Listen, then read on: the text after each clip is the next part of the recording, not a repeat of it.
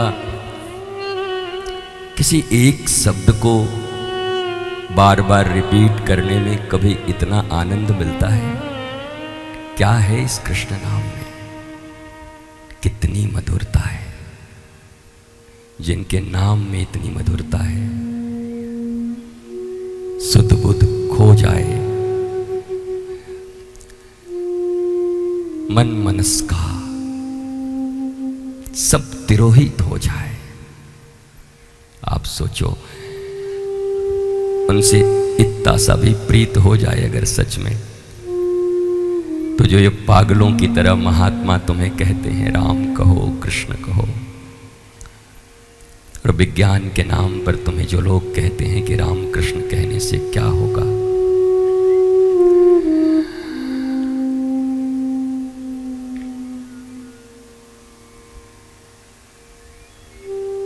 जिस बंदर ने इमली चखी हो, वो प्रेम सुधा को पहचानेगा क्या?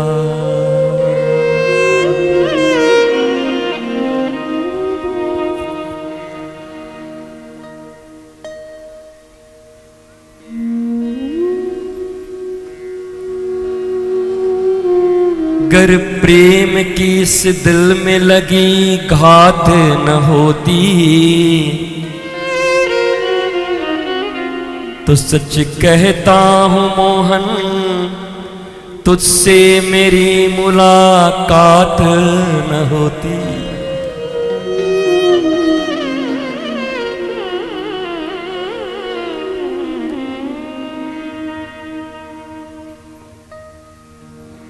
जिस बंदर ने सदा इमली ही चखी, वो प्रेम सुधा पहचानेगा क्या?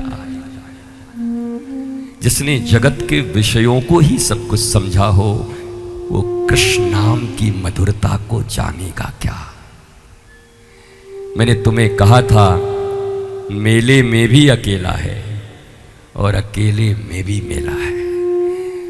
मौज आ गई उसकी, याद आ गई, तो लाखों के बीच भी केवल वो और तुम रहोगे। और अकेले भी हो मीरा की तरह पुकार लिए, तो राणा सुनता रहेगा, तुम्हारे कक्ष में तुम और गोविंद रहोगे। और यही प्रेम की रीत है, यही प्रीत की रीत। कृष्ण नाम की ऐसी महिमा है। मैं देख रहा हूं लिखा हुआ है श्री राधा सुधा पुकार। वो कितने तारीख को है मुझे दिखाई नहीं पड़ रहा, 18 को है। जब भी हो उसको पढ़ लेना। ये तो मैंने तुम्हें एक झलक दी है। वो जिस दिन होगा, उस दिन जन्म तो आज होना है, पर पक्का मानो कि वो जिस दिन हुआ, उस दिन एक एक के हृदय में और नेत्रों में कृष्ण और राधा बसे होंगे, और झरझर कर अश्रु निपतित हो रहा होगा। उस दिन रेचन हो जाएगा तुम्हारा उस दिन पूरा। मैं शायद ये दूसरी बार करूंगा, मुझे ऐसा लग रहा है। मैंने जीवन में एक ही बार ये राधा सुधा निधि ध्यान लोगों के बीच किया है, तो अभी बहुत रंग बाकी हैं।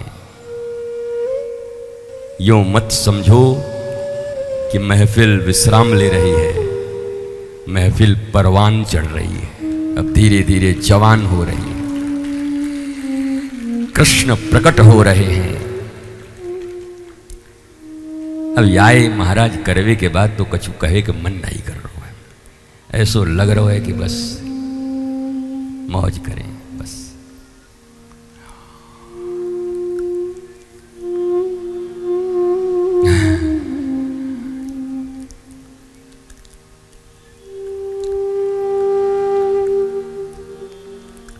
प्रहलाद ने भगवान से मांगा कि प्रभु अगर कुछ देना चाहते हो, वो मर गया, वो हिरण्यकश्यप को क्या मारे, इतने प्रेम के बाद क्या उस दैत्य का वध करें, मर गया महाराज, छोड़।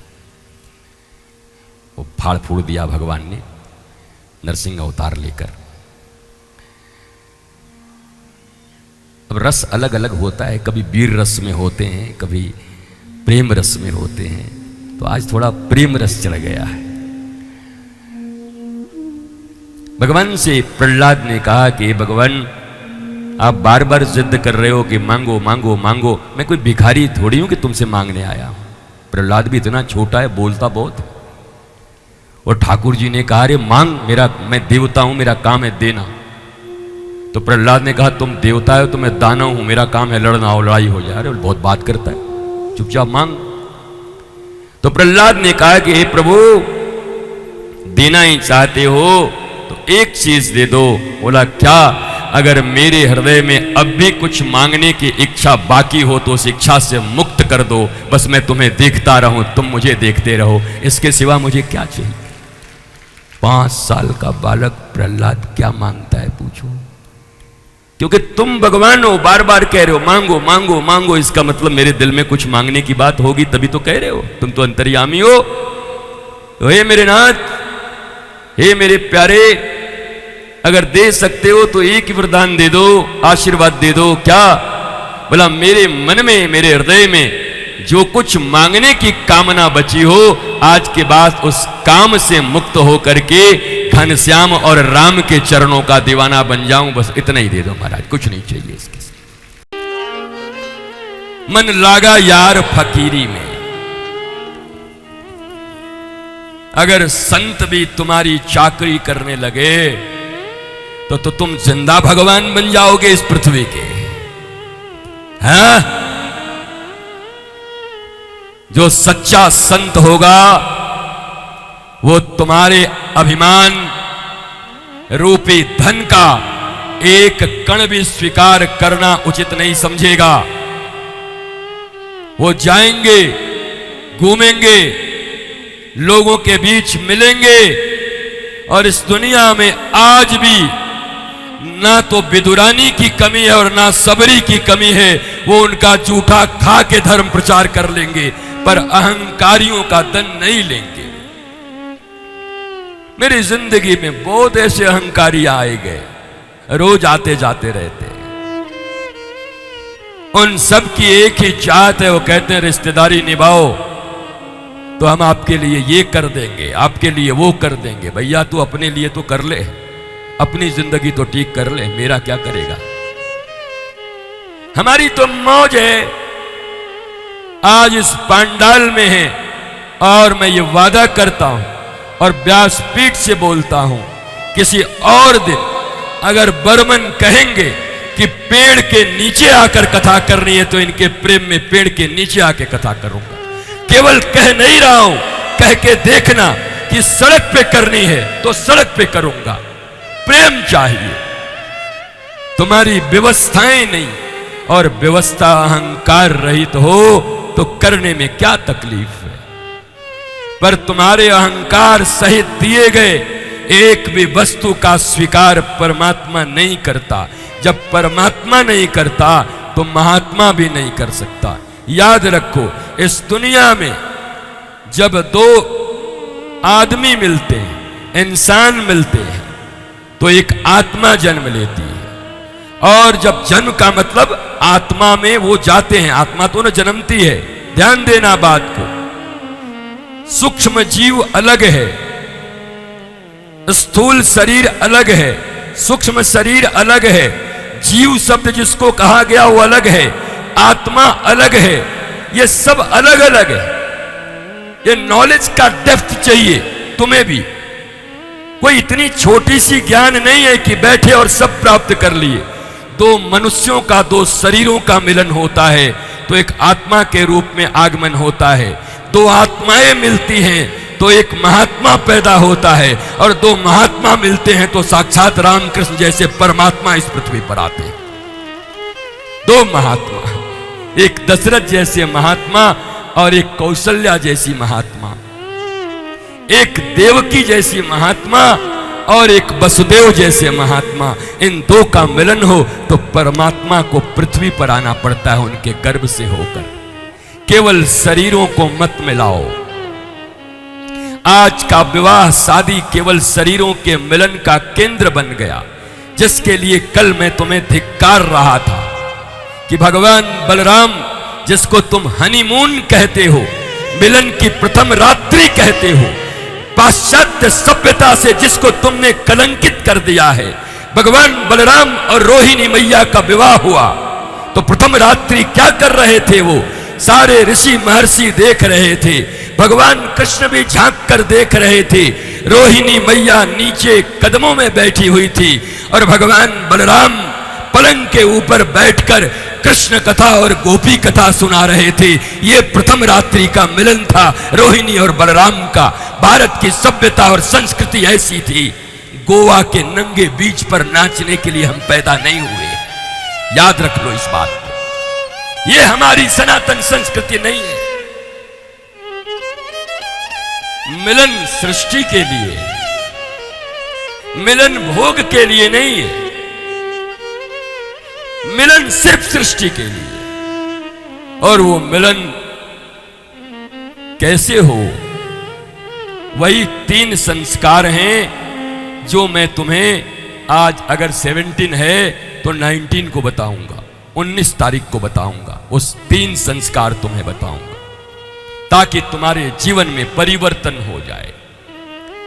तुम्हारे कुक्षी से, तुम्हारे कोख से एक भी नालायक संतान उत्पन्न न हो।